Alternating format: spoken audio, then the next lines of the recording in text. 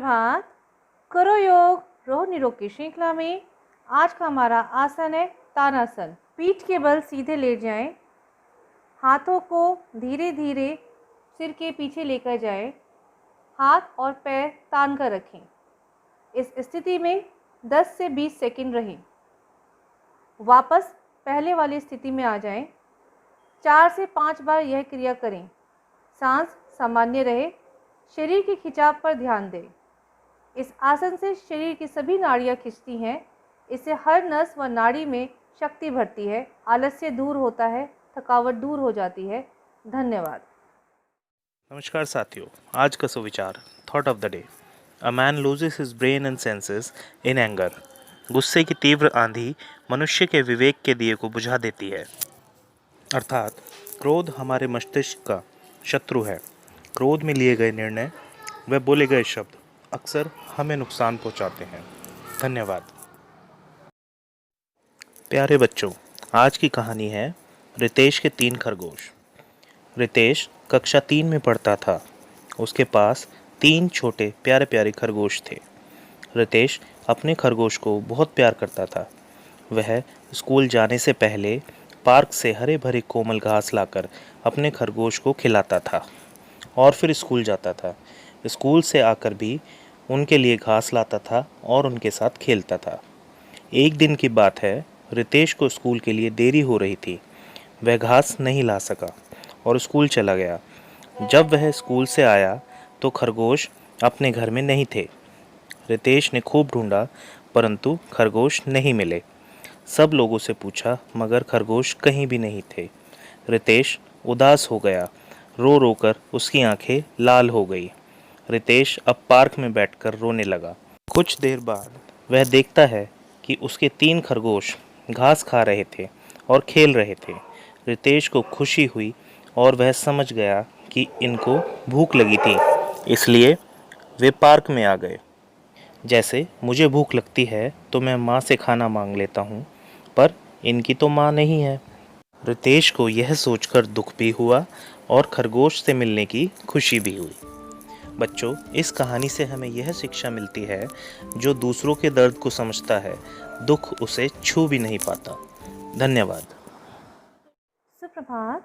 चलते चलते में हमारी आज की गतिविधि आधारित है भाववाचक संज्ञा पर। जो शब्द किसी चीज़ या पदार्थ की अवस्था, दशा या भाव का बोध कराते हैं, उन शब्दों को भाववाचक संज्ञा कहते हैं।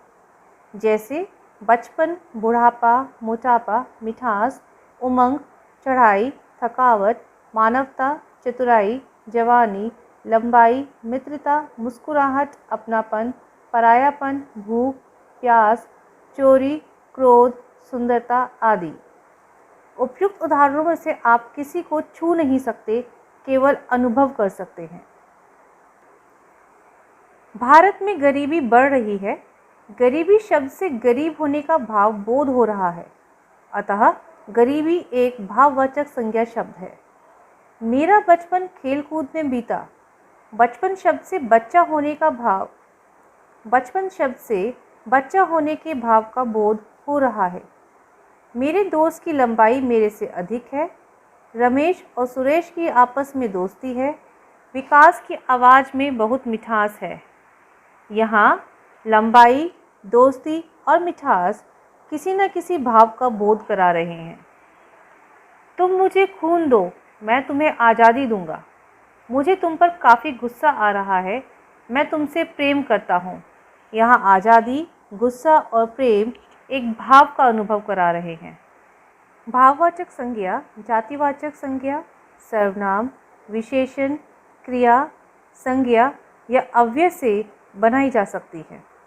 उदाहरण के लिए दास, दासता, पंडित, पांडित्य, प्रभु, प्रभुता, मित्र, मित्रता। अपना से अपनापन या अपनत्व, पराया से परायापन, मम से ममता या ममत्व, मीठा से मिठास, मधुर से माधुर्य, मधुरता, बड़ा से बड़प्पन, सरल से सरलता, खेलना से खेल, थकना, थकावट, हंसना, हंसी, दौड़ना, दौड़, बाल, बालपन, देव, देवत्व, बच्चा, बचपन, नारी, नारीत्व। परस्पर से पारस्पर्य, समीप से सामीप्य, निकट से नैकट्य। तो बच्चों अब तुम इन सब शब्दों से भाववाचक संज्ञाएं बनाओ। तुम्हारे लिए शब्द हैं ऊंचा, सुंदर, लिखना, सफल, हंसना।